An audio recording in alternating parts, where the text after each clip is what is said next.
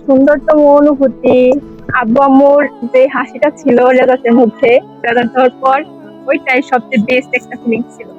সুলতানুদ্দিন Memorial একাডেমির প্রতিষ্ঠাতা পরিচালক মিলন স্যারকে নিয়ে কি বলতে চাও? মিলন স্যারকে বলতে গেলে উনি আমাদের খুব স্নেহ এবং আদরের মাধ্যমে এই পর্যায়ে নিয়ে আসছে আজকে। ওনার প্রায় অর্ধেকটা ক্রেডিটই ওনার কাছে। ও মানে এই তোমাদের এই অ্যাপ্লাস পাওয়ার পিছনে ওনার অবদান অনেক বেশি ছিল। হ্যাঁ, ড্রিম ভার্সিটি কোনটা? ডিএমসি। Dream varsity DMC. যারা ডাক্তার হতে চায় প্রত্যেকটা স্টুডেন্টের ড্রিম ভার্সিটি থাকে ডিএমসি। আচ্ছা, তোমার স্কুল লাইফের স্মরণীয় কোনো ঘটনা আছে? স্কুল লাইফ পুরাটাই আমার স্মরণীয়। মোবাইল ফোন এখন পড়ালেখার মধ্যে লাগে, অনলাইন ক্লাস গুলাতে, কিন্তু ওই কাজে ব্যবহার করার জন্য মোবাইল ফোন প্রয়োজনীয়। কিন্তু যদি আমি ওই কাজের জন্য নিয়ে খারাপ কাজ করি তাহলে তো মোবাইল ফোন আর ব্যবহার করা যাবে না। আসসালামু আলাইকুম এভরিওয়ান, সুলতানুদ্দিন মেমোরিয়াল একাডেমির স্বপ্ন ছোঁয়ার গল্পের শোতে আজকে অতিথি হিসাবে আমার সাথে উপস্থিত আছে উর্মি। তো উর্মি, কেমন আছো? আলহামদুলিল্লাহ, ভালো। আপনি? এই তো আলহামদুলিল্লাহ। তোমার পুরো নাম এবং পরিচয় সম্পর্কে বলো। আমার নাম জান্নাতুল ফেরদৌস উর্মি। আমি শ্রীপুর উপজেলার গাজীপুর গ্রামে থাকি এবং এটা আমার স্থায়ী ঠিকানা এবং বর্তমান ঠিকানা। ওকে, তুমি সুলতানুদ্দিন মেমোরিয়াল একাডেমিতে কোন ক্লাস থেকে পড়তেছো? আমি প্লে থেকে এখানে করছি। প্লে থেকে এখানে পড়তেছো। হ্যাঁ। এবার এসএসসি পরীক্ষায় জিপিএ 5 পেয়ে উত্তীর্ণ হয়েছো। হ্যাঁ, তো তোমার সুন্দরতম অনুভূতির কথা জানতে চাইবো যে জিপিএ 5 পাওয়ার পর তোমার কেমন ফিল হইতেছিল? সুন্দরতম অনুভূতি আব্বু আম্মুর যে হাসিটা ছিল রেজাল্টের মধ্যে, রেজাল্ট হওয়ার পর ওইটাই সবচেয়ে বেস্ট একটা ফিলিং ছিল। তো আব্বু আম্মুর খুশি দেখে তুমি নিজে অনেক খুশি হয়েছো। হ্যাঁ, তো তোমার যে এই যে এ প্লাস পেয়েছো এই বছর, এই এ প্লাস পাওয়ার পিছনে তোমার স্কুল এবং বাবা মা মানে সবার অবদান সম্পর্কে জানতে চাই। প্রথমে আমি সবচেয়ে ভালো অবদান ছিল আমার ফ্যামিলির। তারা আমার অনেক সাপোর্ট করছে। বলতে গেলে আমি যখন ভয় পাইছি ওরা বলছে যে কোনো ভয় নাই, যা ভাগ্যে আছে তাই হবে। আর টিচাররা বলতে গেলে তারাও খুব পরিশ্রম করছে। তো তুমি সুলতানুদ্দিন মেমোরিয়াল একাডেমির প্রতিষ্ঠাতা পরিচালক মিলন স্যারকে নিয়ে কি বলতে চাও? মিলন স্যারকে বলতে গেলে উনি আমাদের খুব স্নেহ এবং আদরের মাধ্যমে এই পর্যায়ে নিয়ে আসছে আজকে। ওনার প্রায় অর্ধেকটা ক্রেডিটই ওনার কাছে। ও মানে এই তোমাদের এই এ প্লাস পাওয়ার পিছনে ওনার অবদান অনেক বেশি ছিল। হ্যাঁ, এবং তোমার প্রিয় টিচার তাদেরকে নিয়ে কি বলতে চাও যে এমন কেউ আছে যাদের প্রতি তুমি সবসময় কৃতজ্ঞ থাকবা? হ্যাঁ, Jewel sir, Sandip sir, Aziz sir, তারা খুব পরিশ্রম করেছে আমাদের এই রেজাল্টের পেছনে। বলতে গেলে আমরা দিনের মধ্যে যতটুকুই পড়ার সময় পাইছি ওনাদের কাছেই পড়ছি, আর ওনারাই সবকিছু আমাদের যত সহজভাবে বোঝানো যায় একটা পড়াকে তত সহজভাবে তুলছে। তো সেই জায়গা থেকে তোমার এ প্লাস পাওয়াটা অনেক ইজি হয়ে গেছে হ্যাঁ। এই স্কুলের কারণে। তো তোমার প্রিয় সাবজেক্ট কোনটা ছিল?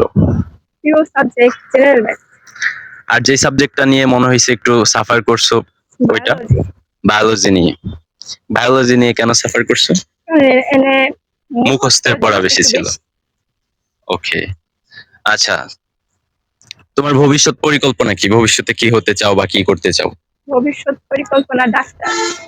ডাক্তার হতে চাও? হ্যাঁ, তো কোন কলেজে অ্যাডমিশন নিয়েছো? Rajendrapur cantonment public school and college. Rajendrapur cantonment কলেজে। তো ভবিষ্যতে কি ড্রিম ভার্সিটি কোনটা? ডিএমসি। Dream varsity DMC. যারা ডাক্তার হতে চায় প্রত্যেকটা স্টুডেন্টের ড্রিম ভার্সিটি থাকে ডিএমসি।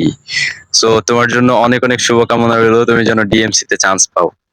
সো ডিএমসি তে চান্স পাওয়ার জন্য তুমি তোমার সর্বোচ্চটা দিয়ে চেষ্টা করবা। ইনশাল্লাহ।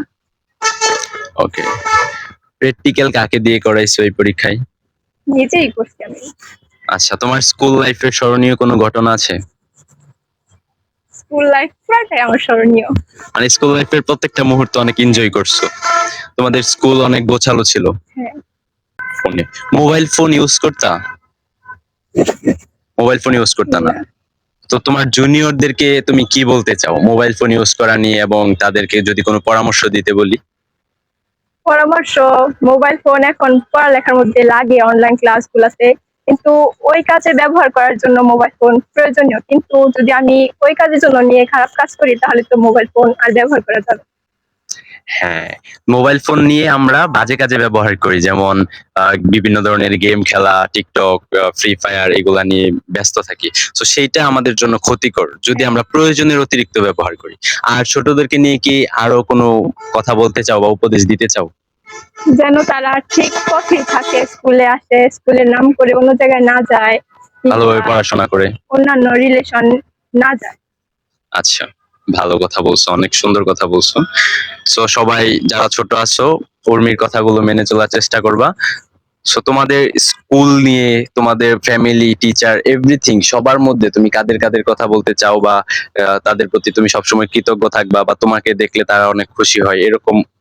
প্রথমত আমার আম্মু, উনি আমার অনেক সাপোর্ট করতো।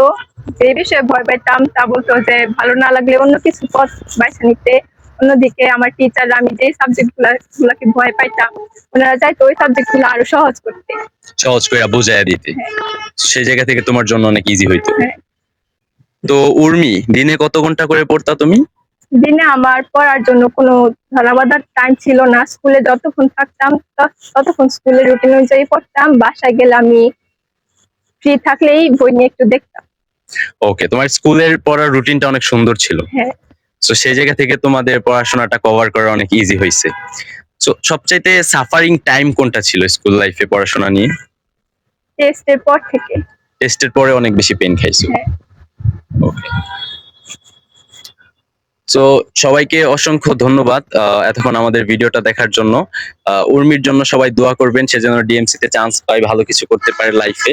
সো উর্মি, সবার কাছে দোয়া চাও, আমরা শেষ করতেছি।